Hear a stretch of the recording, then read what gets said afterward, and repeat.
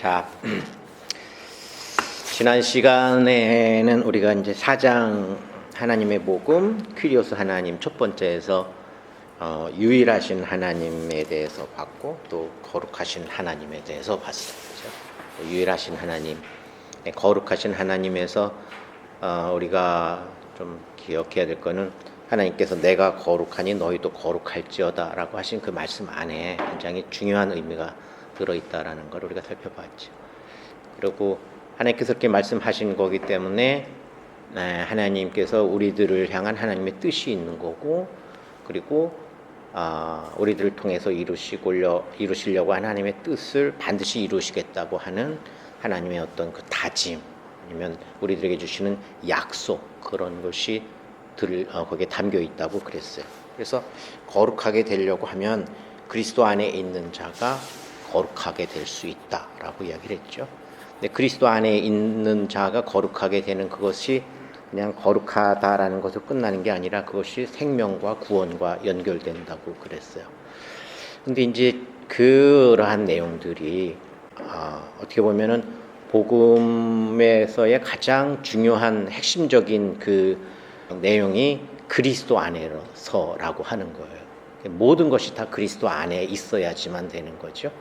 그래서 이제 지난 시간에 그리스도 안에서의 거룩함에 대해서 봤고, 그 다음에 이제 그 퀴리오스 하나님 두 번째 이야기를 오늘 하게 되는데, 오늘은 먼저 사랑이신 하나님에 대해서 보려고 해요.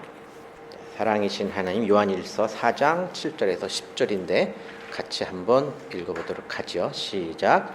사랑하는 자들아, 우리가 서로 사랑하자. 사랑은 하나님께 속한 것이니 사랑하는 자마다 하나님으로부터 나서 하나님을 알고 사랑하지 아니하는 자는 하나님을 알지 못하나니 이는 하나님은 사랑이심이라. 하나님의 사랑이 우리에게 이렇게 나타난 바 되었으니 하나님이 자기의 독생자를 세상에 보내심은 그로 말미암아 우리를 살리려 하심이라. 사랑은 여기 있으니 우리가 하나님을 사랑하는 것이 아니요 하나님이 우리를 사랑하사 우리 죄를 속하기 위하여 화목제물로 그 아들을 보내셨음이라. 이렇게 되어져 있죠. 이 내용들은 아마 많이 우리가 여러분들도 많이 접하는 그런 내용일 거예요. 사랑에 대해서 이야기하고 있는 내용이죠.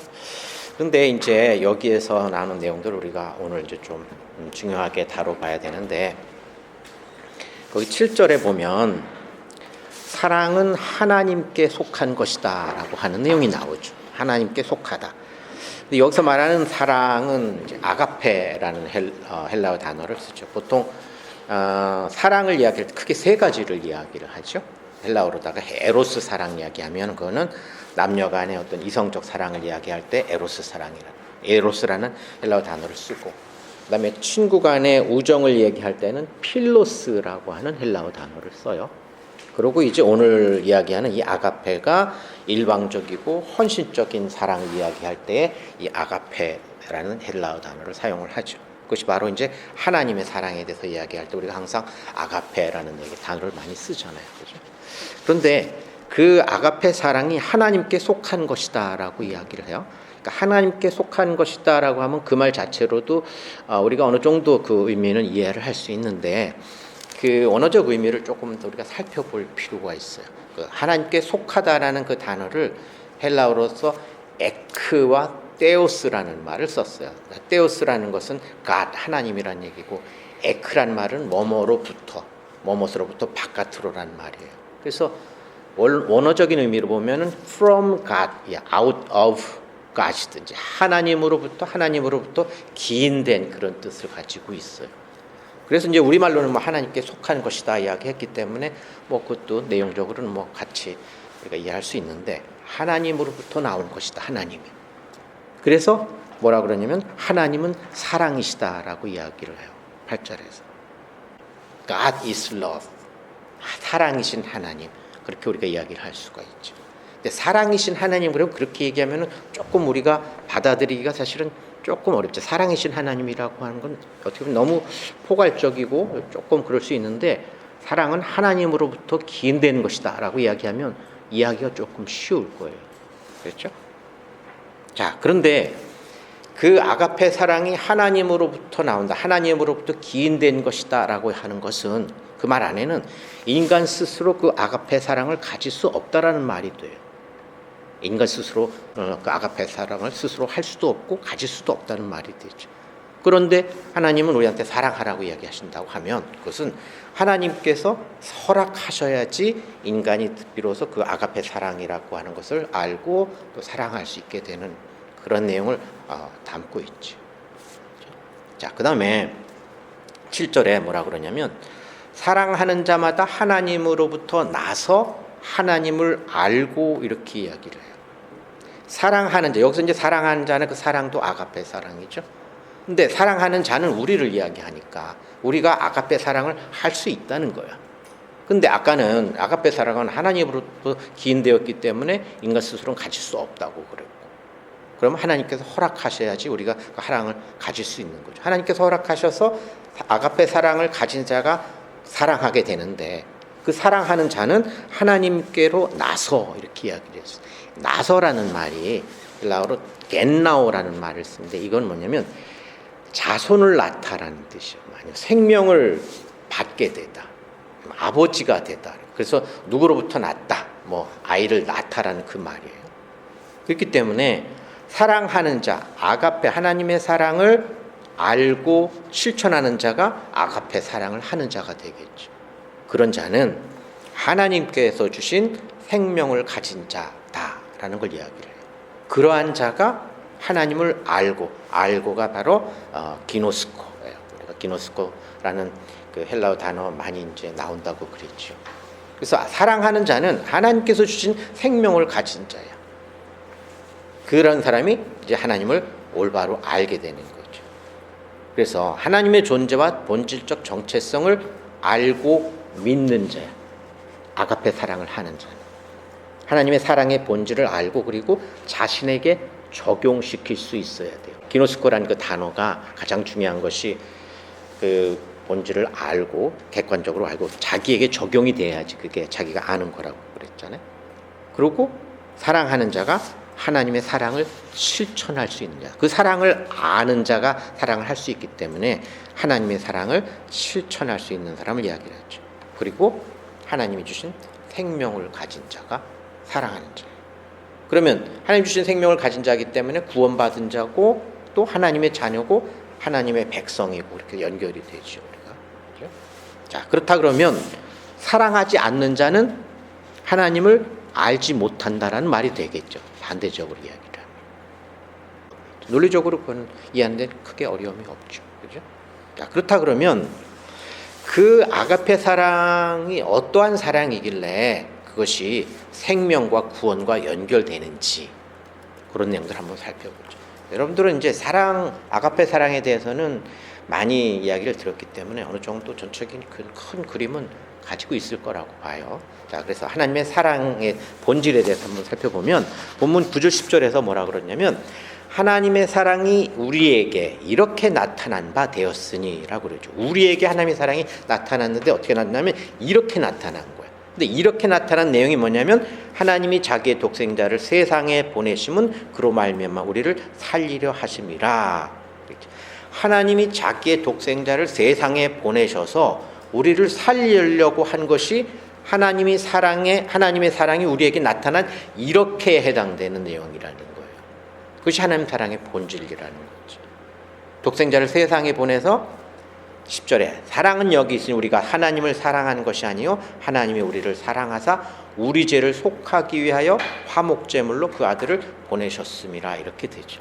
그러니까 하나님 사랑의 본질은 독생자 예수 그리스도를 세상에 보내서 우리의 죄를 대신하기 위한 화목제물이 되게 하신 것이 하나님 사랑의 본질이라고 하는 거죠. 그리고 그 예수 그리스도를 믿는 자의 죄를 사해서 의롭게 하고 우리를 살리고자 하는 것, 새 생명을 얻게 하는 것, 이것이 바로 하나님 사랑의 본질이라고 하는 거죠. 그러면 그 하나님 사랑의 본질을 알고 자기에게 적용시키는 자는 하나님의 사랑이 이렇게 나타내고자 한 그 내용이 우리에게 그대로 성취되고 이루어진다라는 걸 이야기하는 거죠. 그것이 우리가 하나님 사랑을 아는 거고 하나님 사랑이 우리에게 성취되고 이루어지는 거예요. 그래서 아까 뭐라 그러냐면 사랑하는 자마다 하나님께로 나서라는 말을 썼어요. 사랑하는 자, 하나님 사랑에 알고 그 본질을 알고 그것이 그 이렇게 나타난 그 내용이 나한테 직접 적용되는 사람은 그 하나님의 사랑이 이렇게 난 내용이 나에게 직접적으로 적용되는 거고 내가 그 내용 안에 들어가 있는 자이기 때문에 그러면 나에게는 생명이 있고 구원이 있게 되는 거죠. 그거를 하나님께로 나서라고 이야기를 했어. 그래서 하나님의 사랑을 아는 자, 이렇게 나타난 내용을 아는 자는 예수님의 십자가 희생의 의미가 뭔지 알고 믿고 그리고 자기에게 적용시키는 자가 하나님의 사랑을 아는 자예요. 그것을 모르면, 하나님의 사랑을 모르면 그 사랑을 자기가 가질 수도 없고 그러면 하나님 주신 생명을 자기가 얻을 수도 없고 하나님도 알지 못하게 되는 거죠. 그런데 그 모든 것이 하나님께서 허락하실 때 가능한 거야. 왜냐하면 사랑은 하나님께 속한 것이기 때문에. 하나님께서 우리에게 허락하실 때 그 내용, 사랑의 내용을 본질을 우리가 올바로 알 수 있게 해주실 때 우리가 그 사랑을 알고 그 사랑 안에 우리가 들어가게 되는 거죠. 자, 그러면 우리가 이제 알아야 될 내용들은 하나님이 우리를 먼저 사랑한 거예요. 10절에 얘기하죠. 사랑은 여기 있으니 우리가 하나님을 사랑하는 것이 아니요 하나님이 우리를 사랑하사 이렇게 이야기를 하고 있어요. 우리가 하나님을 사랑한 것이 아니고 하나님이 우리를 사랑하셔서 그래서 우리 죄를 속하기 위해서 화목제물로 아들을 보내셨다라는 그 내용을 우리가 알아야 되는 거죠. 그게 하나님의 사랑을 우리가 아는 거예요. 그렇다면 이제는 하나님의 사랑을 아는 자는 어떻게 우리가 반응해야 되는가? 요한일서 4장 11절부터 13절까지인데 같이 한번 읽어보죠. 시작. 사랑하는 자들아, 하나님이 이같이 우리를 사랑하셨은즉 우리도 서로 사랑하는 것이 마땅하도다. 어느 때나 하나님을 본 사람이 없으되 만일 우리가 서로 사랑하면 하나님이 우리 안에 거하시고 그의 사랑이 우리 안에 온전히 이루어지느니라. 그의 성령을 우리에게 주심으로 우리가 그 안에 거하고 그가 우리 안에 거하시는 줄을 아느니라. 이렇게 되어져 있죠. 하나님이 이같이 우리를 사랑하셨은즉, 그 얘기는 방금 설명을 드렸어요. 하나님이 우리를 이같이 사랑한 그 내용이 뭔지, 이같이 우리를 사랑하셨은즉 그렇다면 우리도 서로 사랑하는 것이 마땅하도다라고 이야기를 해요. 하나님이 이같이 우리를 사랑하셨으면 우리도 서로 사랑해야 돼. 그게 마땅한 일이기 때문에 하나님의 사랑을 아는 자는 하나님께서 우리를 사랑하신 것처럼 우리도 서로 사랑해야 돼. 그러면 우리도 서로 사랑해야 한다는 그게 무엇인가가 이제는 우리한테 중요하게 됐어요. 하나님 우리를 사랑하셨기 때문에 우리도 서로 사랑해야 돼. 그러면 우리가 서로 사랑해야 된다라고 하는 것은 우리 이웃이나 우리 친구나 우리 가족들에게 잘해주고, 뭐 속상하더라도 막 뭐라고 얘기하지 말고 잘해주고, 뭐 이렇게 힘든 거 있으면 도와주고, 뭐 그렇게 사랑하라는 것이 하나님께서 말씀하신 이것인가? 왜냐하면 하나님께서 내가 인간들을 위해서 나는 이렇게 사랑했어. 그렇기 때문에 너네들도 어떻게 너네들이 할 수 있는 대로 한번 사랑해봐야 되지 않겠냐? 왜? 내가 너희 사랑했는데 너네도 염치가 있으면 너네도 서로 사랑해야 되잖아. 그런 말인가요? 그거는 아닐 거예요. 그런 사랑이라고 하면 하나님을 모르는 사람들도 그런 사랑을 잘해요. 하나님이 아닌 다른 신을 섬기는 사람들도. 또 그렇게 사랑하라고 하는 거는 학교에서 도덕 시간에 윤리 시간에 많이 가르쳐요. 그런 사랑하는 것이 우리가 여기서 말하는 그런 사랑은 아닐 거잖아요. 그러면 하나님이 이같이 우리를 사랑했기 때문에 그럼 우리도 서로 사랑하라 그러면 하나님이 우리를 사랑한 것처럼 사랑해야 되는 거예요. 하나님 우리를 사랑한 것처럼. 그러면 우리가 우리 이웃을 위해서 하나님이 자기 독생자를 죽게 하신 것처럼 우리 이웃을 위해서 우리도, 여러분들 아직 결혼 안 했지만 결혼한 다음에 우리 자식을 그 이웃을 위해서 내줘야 되나? 그런 건 아닐 거 아니에요. 그런데 하나님은 분명히 얘기하셔요. 하나님께서 우리를 같이 사랑하기 때문에 우리도 서로 사랑해야 된다. 그러면 그 사랑은 인간적인 사랑이 아니라 하나님의 사랑으로서 서로 사랑해야지만 그것이 성립되는 거예요. 근데 하나님의 사랑이 뭐였어요? 이같이 사랑한 그 내용이었잖아요. 근데 그걸 가지고 우리가 서로 사랑해야 돼. 그러면 그 얘기는 하나님 사랑의 본질을 아는 자만이 우리가 서로 사랑하는 그 사랑을 할 수 있는 거예요. 그리고 그 사랑으로 서로 사랑해야 돼. 그럼 어떻게 해야 돼요? 하나님 사랑의 본질을 아는 자가 그 사랑을 이웃에게 전해줘야 돼요. 그리고 이웃과 서로 나누어야 돼요. 그래서 그들도 하나님의 사랑을 알고 그리고 하나님을 사랑할 수 있게 해줘야 돼. 그게 서로 사랑하는 거야. 하나님이 우리에게 주신 그 사랑으로 서로 사랑해야 되는 게, 그게 하나님께서 오늘 본문에서 이야기하는 대로 하나님이 우리를 이같이 사랑하셨기 때문에 우리도 서로 사랑하는 것이 마땅하다라고 이야기를 하고 있는 거예요. 그거는 해도 되고 안 해도 되고가 아니라 마땅한 거기 때문에 우리가 당연히 해야 되는 거고 또 열심으로 해야 되는 거예요.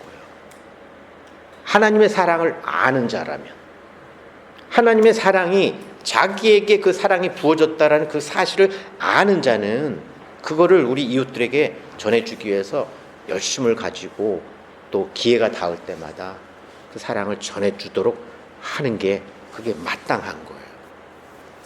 근데 오늘 뭐라 그러냐면 12절에 어느 때나 하나님을 본 사람이 없을 때 만일 우리가 서로 사랑하면 하나님이 우리 안에 거하시고 그의 사랑이 우리 안에 온전히 이루어지느니라 라고 이야기를 해요.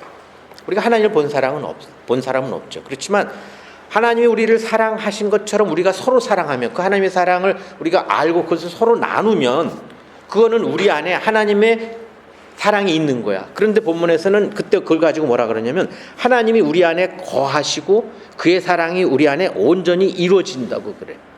그러니까 하나님의 사랑이 온전히 우리에게 이루어지면 하나님의 사랑의 본질을 올바로 깨닫고 알고 그것이 나에게 적용되기 때문에 이렇게 사랑한 그 내용이 나에게는 너무나 중요한 거야. 왜? 나에게 생명을 주는 거기 때문에.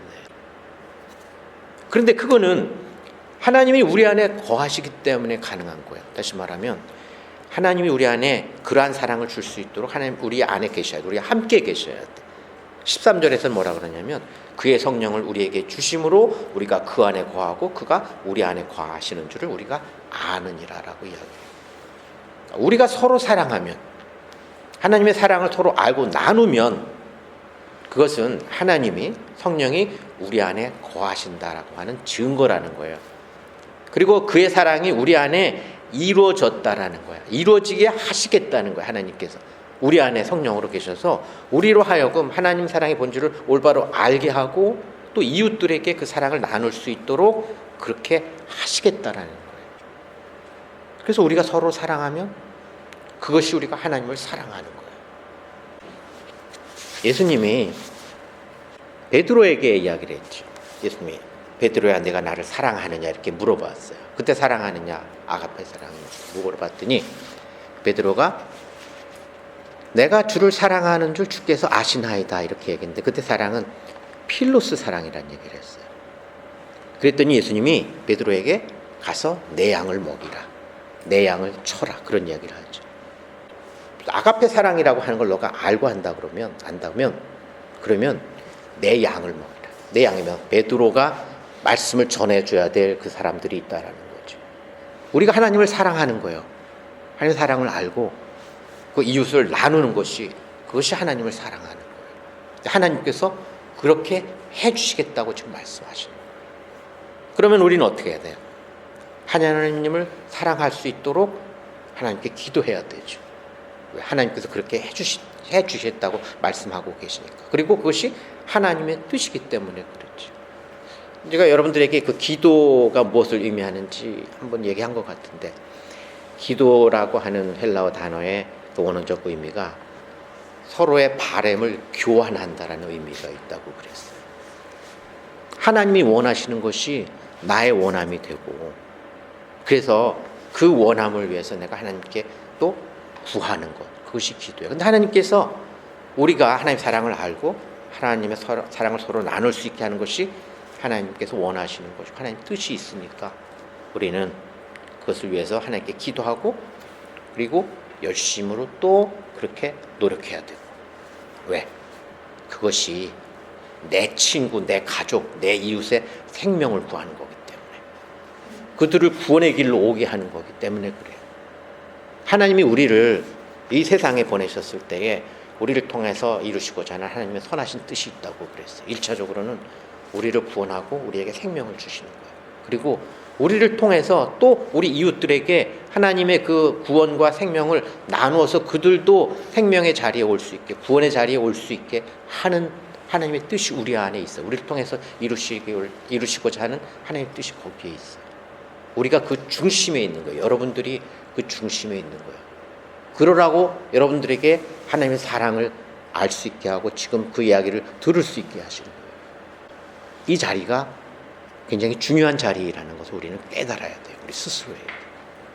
하나님 우리를 부르셔서 우리들에게 하나님의 말씀을 지금 해주시고 계신다는 그 사실을 우리가 심각하게 받아들일 필요가 있어요. 먼저 듣는 자. 좀 부담스러울 수 있죠. 야, 나는 그렇게 심각한 마음으로 온 거 아닌데 그럴 수도 있지만 그래도 괜찮아요. 하나님께서 우리를 그렇게 이끌어 가실 거예요. 내가 처음에 교회 나갈 때 뭐 이렇게 심각한 생각은 안 가지고 편한 마음으로 교회 나가고 기도할 때도 내가 필요한 거 있으니까 그런 것들 하나님께 막 구하고 막 그런 마음으로 딱 교회를 다니기 시작했는데 시간이 가면서 하나님 말씀을 보면서 생각이 바뀌어지고 내가 어떻게 살아야 되는지에 대한 것들이 바뀌어지는데 그것이 하나님께서 그렇게 이끌어 가셨다라는 것을 강하게 받아요. 여러분들도 하나님께서 그렇게 이끌어 가실 거예요. 자, 다음에는 네 번째 큐리오스 하나님의 속성에서 전능하신 하나님에 대해서 살펴보도록 하죠. 요한계시록 1장 8절인데 같이 한번 읽겠습니다. 시작. 주 하나님이 이르시되 나는 알파와 오메가라. 이제도 있고 전에도 있었고 장차 올 자요 전능한 자라 하시더라. 전능하신 하나님에 대해서는 우리가 그 여호와 하나님 이야기할 때에 좀 자세히 살펴봤기 때문에 여러분들이 기억할 거예요. 근데 이제 신약 성경에서 큐리오스 하나님에 대해서 전능하신 하나님에 대해서 이야기를 하고 있는데 대부분이 요한계시록에서 이야기를 하고 있어요. 자, 여기 보면 주 하나님, 큐리오스 하나님이죠. 주 하나님이 이르시되 나는 알파와 오메가라 이렇게 이야기를 해요. 알파와 오메가는 알파는 헬라어의 알파벳의 첫 번째고 우리가 A, B, C, D, Z까지 나가는데 A에 해당되는 알파고 오메가는 맨 끝에 있는 Z에 해당되는 거예요. 그러니까 헬라어 알파벳의 첫 번째와 끝을 이야기를 하면서 나는 알파와 오메가라고 이야기를 해요. 우리 여호와 하나님 편에서 봤을 때 하나님이 자기에 대해서 나는 스스로 있는 자다라고 이야기한 거 기억하실 거예요. 그렇죠? 스스로 있는 자다라고 하는 내용 안에 스스로 이제 I am that, I am 뒤에 올 수 있는 내용은 하나님에 대해서 우리가 할 수 있는 모든 게 다 들어갈 수 있지만 구체적으로는 하나님께서 성경 안에 나타내신 내용을 우리가 잘 알아야 된다라고 그랬어요. 근데 여기서는 나는 알파와 오메가라고 이야기를 해요.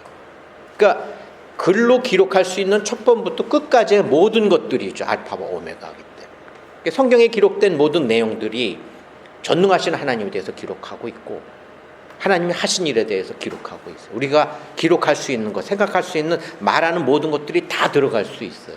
그러나 그것만으로는 다 한정할 수 없다고 그랬어요. 하나님. 그래서 뒤에 뭐라 그러냐면 이제도 있고 전에도 있었고 장차 올 자인 전능한 자라고 이야기를 했어요. 이제도 있고 전에도 있었고 장차 올 자라고 하는 이 내용은 하나님께서 지으신 모든 만물의 처음 시작하는 자라는 뜻이 되죠.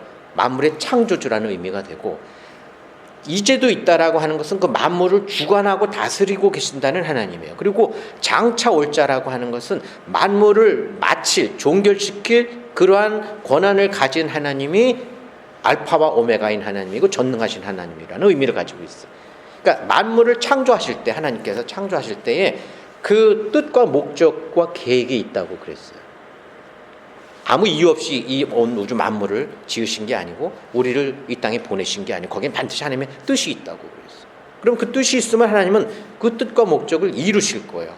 그럼 그것을 다 이루신 다음에는 그 다음에는 만물을 이제 종결시키실 분이 하나님이시죠.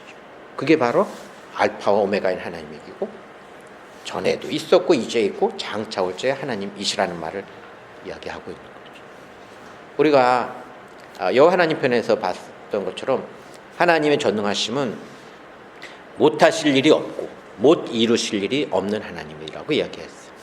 근데 거기서 못하실 일에 대한 것들은 우리가 원하는 일이 아니라 하나님께서 원하시는 일에 대해서 말씀하고 계신다라는 것을 한번 살펴봤죠. 하나님이 원하시는 일은 못하실 일이 없고 못 이루실 일이 없어요. 반드시 이루신다라는 거예요. 그래서 나는 전능한 하나님이다. 내가 내 언약을 두고 그 언약을 기억하고 그 언약을 이루실 거다라고 이야기를 하고 계시는 거였죠.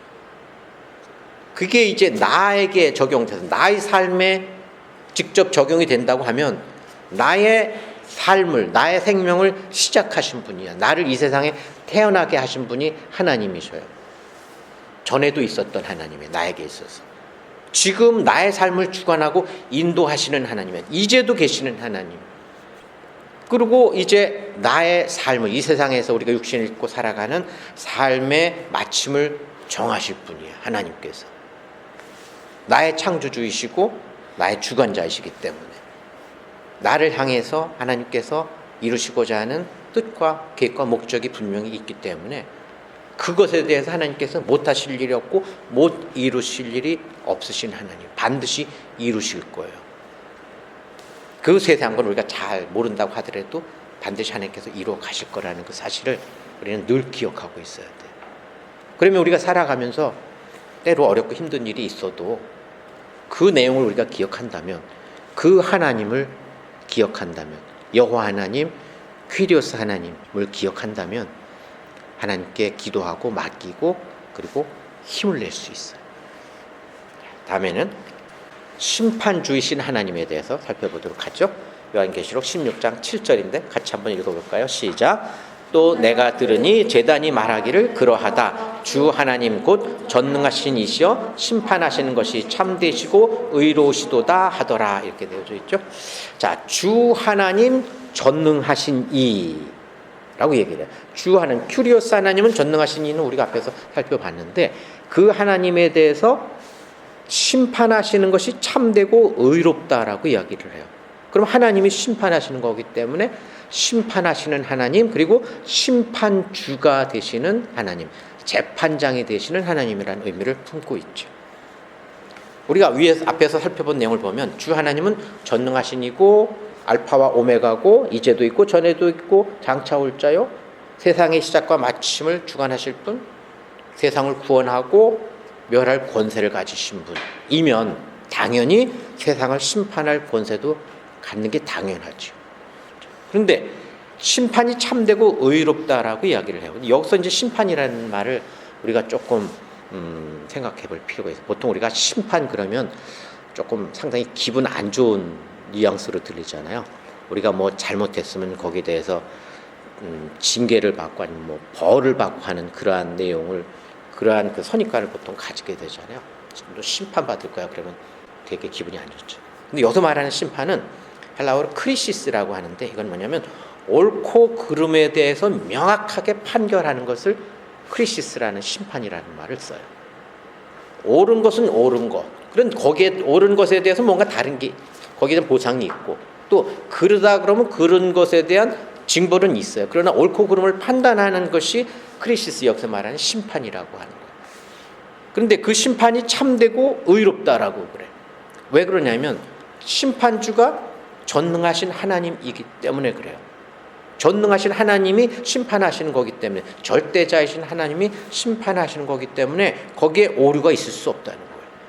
그 얘기는 뭐냐면 심판의 기준과 결정권이 하나님께 있다라는 얘기죠. 그건 우리가 받아들일 수 있죠. 하나님이 창조주이시고 전능자이시고 절대자이기 때문에 그 심판은 절대적이에요. 판결에 오류가 있을 수 없죠. 그리고 판결은 공의로워요.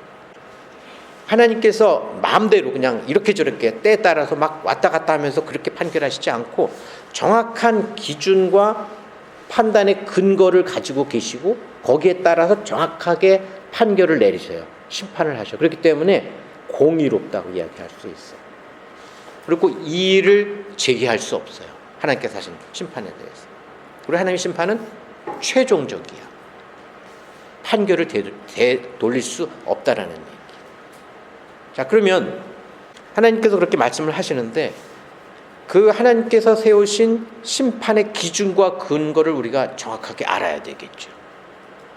그 심판과 기준을 알아야지 그 심판과 기준을 따라서 우리가 올바르게 가야지 하나님께서 심판하실 때 옳다 그르다 해서 옳다 편했을 거 아니에요. 그르다 편했으면 큰일 나는 거잖아요. 그죠? 그런 내용을 한번 봐야 돼요. 요한복음 5장 22절에서 24절인데 같이 한번 읽어볼게요. 시작.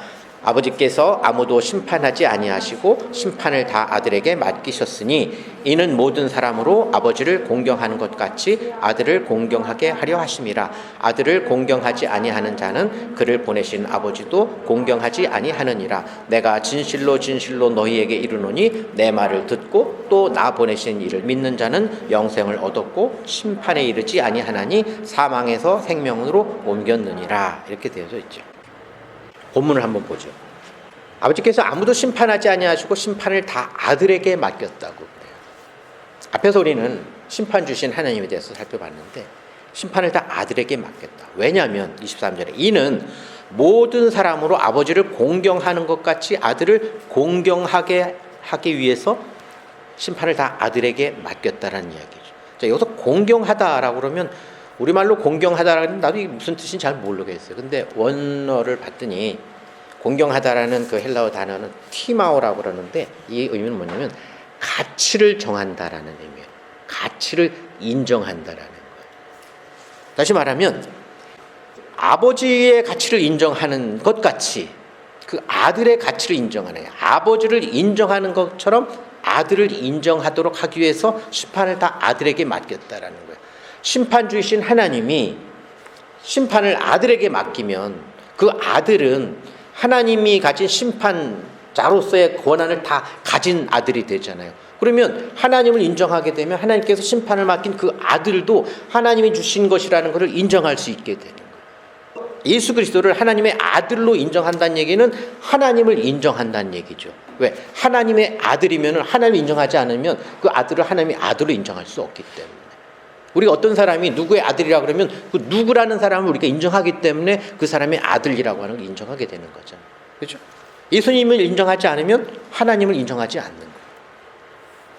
자, 그래서 주 하나님을 인정하면 큐리오스 하나님을 인정하는 자는 주 대신 예수 그리스도를 인정하는 거가 되는 거예요. 그렇게 하려고 하나님께서 심판을 아들에게 맡겼어요. 그 심판, 하나님께서 맡기신 심판을 받는 심판자로서의 권한을 가진 아들은 하나님과 같이 공경을 받을 수 있는, 가치를 인정받을 수 있는 그러한 존재라고 하는 것을 하나님께서 나타내시겠다는 거예요. 그러려고 심판을 아들에게 맡겼다. 그런데 여기서 이제 심판의 기준과 판단이 아들에게 맡겨졌는데 그 내용을 우리가 좀 더 자세히 살펴보면 주가 되신 예수 그리스도와 관련된 어떤 내용이 심판의 기준과 판단의 내용으로 된다는 걸 우리가 기억할 수 있어야 돼요. 그 말을 본문에서는 뭐라 그러냐면 24절에 내가 진실로 진실로 너희에게 이르노니 내 말을 듣고 또 나 보내신 이를 믿는 자는 영생을 얻었고 심판에 이르지 아니하나니 사망에서 생명으로 옮겼느니라. 이렇게 얘기했어요. 심판을 아들에게 다 맡겼어요. 아버지를 공경하는 것처럼 아들을 공경하게 하려고. 그러고 나서 내 말을 듣고 내 말은 예수님 말씀하시는 거예요. 예수님이 지금 하고 있는 그 말을 듣고 나 보내신 자를 믿는 자, 아버지가 되겠죠. 하나님 아버지. 내 말을 듣고 나 보내신 자를 믿는 자는 영생을 얻었고 심판에 이르지 않는다고 그래요. 그러면 심판에 이르냐 이르지 않느냐를 뭘 가지고 판단하냐면 내 말을 듣고 나 보내신 자를 믿느냐 믿지 않느냐의 내용이 심판에 직접적으로 관련이 된다는 내용을 보여주고 있어요.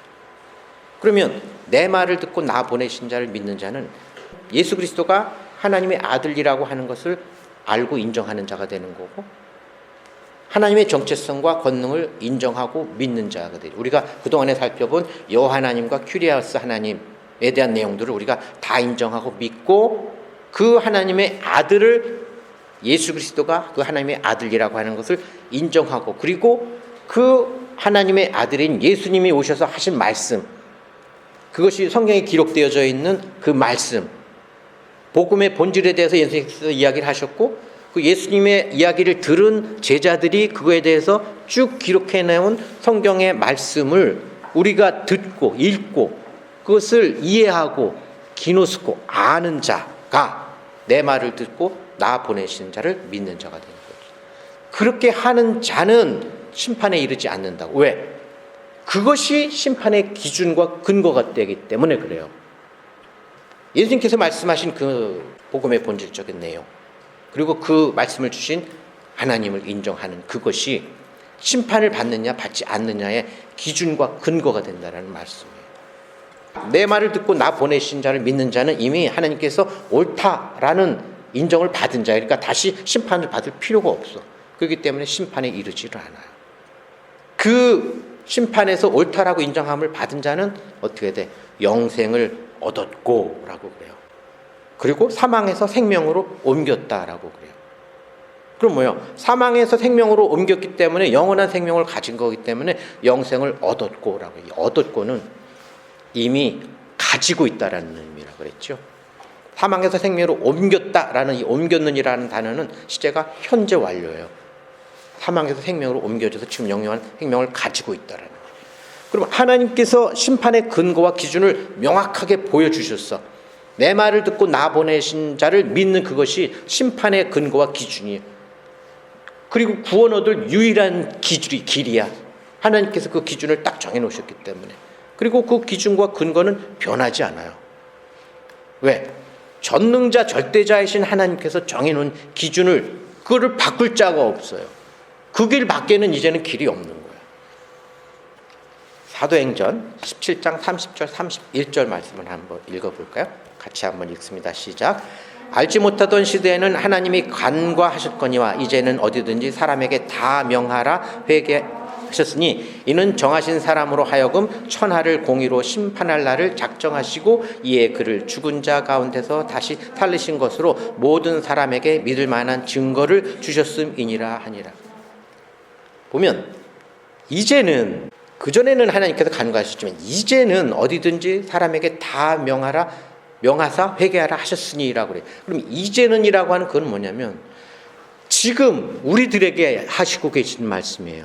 이제는 하나님께서 예수 그리스도를 땅에 보내셔서 이 세상에 보내셔서 하나님께서 이루시고자 하는 일을 다 이루셨어요.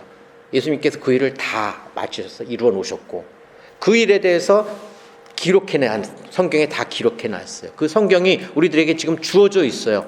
이제는 우리가 그 내용을 다 알고 있고 그 기록을 다 보고 있어. 그리고 그 성경 안에 하나님께서 무엇이 심판의 기준이고 근거인지를 다 기록해서 우리들에게 지금 이야기하고 계시고 보여주고 계셔. 이제는 심판의 근거와 기준에 대해서 하나님이 분명히 말씀하셨다는 거예요. 그런데 그 근거가 뭐냐면 심판의 근거와 기준이 정하신 사람, 하나님께서 정하신 사람으로 하여금 공의로 심판할 날을 정하시고 그를 죽은 자 가운데서 다시 살리신 것으로 믿을 만한 증거를 주셨다고 그래요. 심판의 근거와 기준은 하나님께서 정하신 사람이 있는데 그 사람이 중심이 돼서 기준이 된다라는 이야기예요. 그리고 그거에 대해서 그렇게 된다라고 하는 거에 대한 증거를 주셨는데 그 정하신 사람 예수 그리스도시죠. 예수 그리스도를 죽은 자 가운데서 다시 살리셨어. 그러면 예수 그리스도가 이 땅에 와서 십자가에 못 박혀 돌아가셨고 그리고 죽은 자 가운데서 다시 하나님께서 살리시도록 한 그 사실이 그게 바로 하나님께서 심판의 근거와 기준으로 예수 그리스도를 삼으셨다라고 하는 거에 대한 증거가 된단 말이에요. 그 증거가 성경 안에 기록되어서 우리들에게 지금 읽혀지고 있어요. 역사적 사실로 그것이 나타나서 기록되어져서 우리에게 보여주고 있다고. 그러니까 우리가 이제는 뭐라고 핑계를 댈 수가 없어. 하나님께서 나는 이런 기준을 두고 이런 근거에 따라서 나는 심판할 거야 라고 하나님께서 분명히 말씀을 하셨어요. 그리고 보여주셨어. 드러내셨어. 그러면 이제 우리가 하나님께 가가지고 너는 그름이야. 너는 지옥에 가야 돼. 왜요? 나는 내가 열심히 살았는데 다른 사람들보다도 더 착하게 살고 선한 일도 행하고 도덕적으로 윤리적으로 남에게 지탄받지 않도록 내가 열심히 살았어요. 다른 사람들에게 가서 봐도 저 사람은 정말로 착한 사람이야. 잘 살았어요 라고 그러는데 왜 나를 그러다고 이야기를 합니까? 라고 핑계를 댈 수가 없다고. 그건 하나님이 정하신 기준과는 상관없는 거예요. 우리가 천국에 가느냐 지옥에 가느냐의 길은 하나님이 정하시는 거지 우리가 정하는 게 아니거든. 인간이 정하니까 나는 이렇게 잘 살고 열심히 잘 살았고 착하게 잘 살았기 때문에 난 충분히 천국에 갈 수 있어요. 그러냐? 그러면 그거는 네가 알아서 가봐. 내가 정한 거는 그거 아니야. 나는 내가 정하신 자를 세상에 보내서 십자가에 못 박혀 죽게 했고 그리고 그를 살려내서 생명이 무엇인지를 분명히 보여줬고 나는 그거를 심판의 기준과 근거로 정했어. 나는 여호와 하나님이야. 나는 전능하신 자야. 나는 알파와 오메가고 전에도 있었고 이제도 있고 장차 올 자야. 그런 내가 정했는데 그것이 기준이 돼야 되지 않겠니? 거기에 대해서 뭐라고 할 말이 있겠니? 하나님이 그렇게 이야기하실 수도 있다. 그렇게 이야기하고 계신다. 그렇기 때문에 내 말을 듣고 나 보내신 자를 믿는 자는 예수님의 십자가 희생을 그것이 무엇인지 그 사실이 일어났다는 사실 우리는 눈으로 보지 않았지만 기록해 놓은 하나님의 말씀, 성경의 말씀을 하나님의 말씀으로 인정하는 자는 거기에 기록된 내용을 사실 그대로 우리가 믿고 받아들일 수 있기 때문에 예수님의 십자가 희생이 있었다는 사실과 그 십자가 희생이 무엇을 의미하는지 그리고 다시 3일 만에 부활하셔서 살아나셨다는 것 하나님 우편에 계신다는 그 사실이 그것이 사실이고 그것이 무엇을 의미하는지를 알고 기노스코하고 자기에게 적용시키는 자가 내 말을 듣고 나 보내신 자를 믿는 자가 되는 거예요. 그런 사람은 영생을 얻었고 심판에 이르지 않고 사망에서 생명으로 옮겨지는 자예요. 영원한 생명을 받는 자고 구원을 얻은 자가 되는 거예요. 심판주이신 하나님께서 정하신 유일한 길이야. 그게 구원 얻을 수 있는 유일한 길. 구원 얻으려면 어떻게 해야 돼요? 그 말을 들어야 돼요. 하나님의 기준을 통과해야 돼요. 하나님께서 말씀하신 정하신 그 기준에 따라서 거기에 올바르게 알고 올바르게 대응해야 돼. 그래야지 구원을 얻을 수 있어. 그걸 우리 이웃들에게 전해줘야 돼요. 그게 우리가 서로 사랑하는 거야. 하나님 우리를 이렇게 사랑하신 것처럼 우리가 서로 사랑하려면 그것을 전해줘야 돼요. 우리가 서로 나눠야 돼요. 그 내용을. 그리고 그 내용이 나한테 뼛속 깊이 피부로 생각으로 마음으로 모든 것을 그렇게 나한테 받아들여져야 돼. 근데 하나님께서 그렇게 하시겠다고 그러니까 어떻게 해야 돼? 그렇게 기도해야 돼요. 하나님 그 사실이 나에게 마음으로 중심으로 머리로 지적을 통해서 그 사실이 받아들여지고 믿어지고 내가 그 사실 안에 있다라는 것 내가 하나님 사랑 안에 있다라는 그것을 내가 느낄 수 있게 믿고 확신할 수 있게 도와주십시오라고 기도해야 돼. 그게 하나님의 뜻이고 하나님께서 그렇게 이뤄 가실 것이기 때문에 우리가 기도한다면 하나님의 뜻을 따라서 기도해야 되는 거예요. 그래서 이제 그동안 동안에 3장하고 4장에서 살펴본 내용을 한번 정리를 해볼게요. 나의 주 여호와 하나님 그리고 우리가 큐리오스 하나님에 대해서 살펴봤죠. 나의 창조주이고 절대자이고 또 유일하신 분, 거룩하신 분, 전능하신 분, 사랑이신 하나님, 심판주이신 하나님. 그리고 이제 나를 기억하고 나를 택하여 주신 분. 그래서 나의 삶에 간섭하셔서 복음을 알고 믿게 해주실 하나님. 나를 사랑하시기 때문에 그럼 나도 하나님의 사랑을 알아야 되고 그 사랑 안에 있어야 되고 그 사랑을 우리가 서로 나누려면 그 복음을 알고 믿어야지만 되기 때문에 하나님께서 그 복음의 본질을 알고 믿도록 해주실 하나님이에요.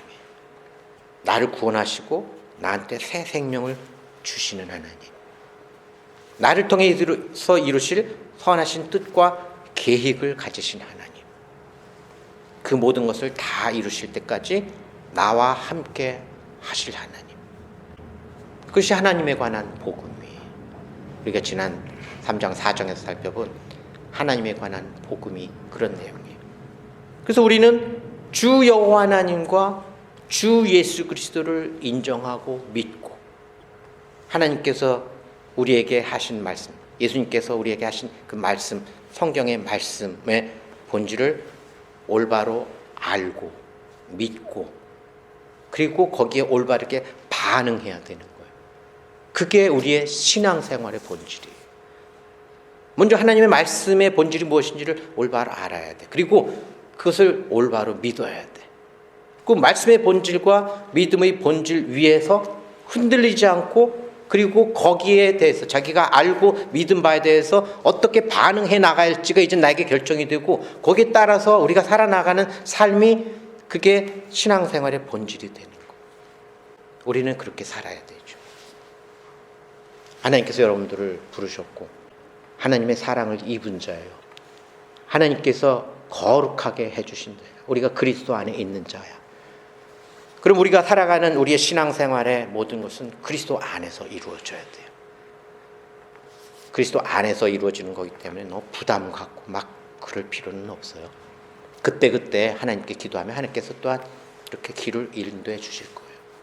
그러나 그것을 잊지 말아야 돼요. 말씀의 본질과 믿음의 본질과 신앙의 본질이 무엇인지를 알고, 그리고 그 길을 따라서 나아가는 그리스도인이 되는 그것이 우리가 지금 하나님의 말씀을 듣는 이유이기도 해요. 오늘 말씀은 여기까지 마치도록 하고, 이제 다음 주부터는 5장으로 넘어가서 그렇게 하도록 하겠습니다.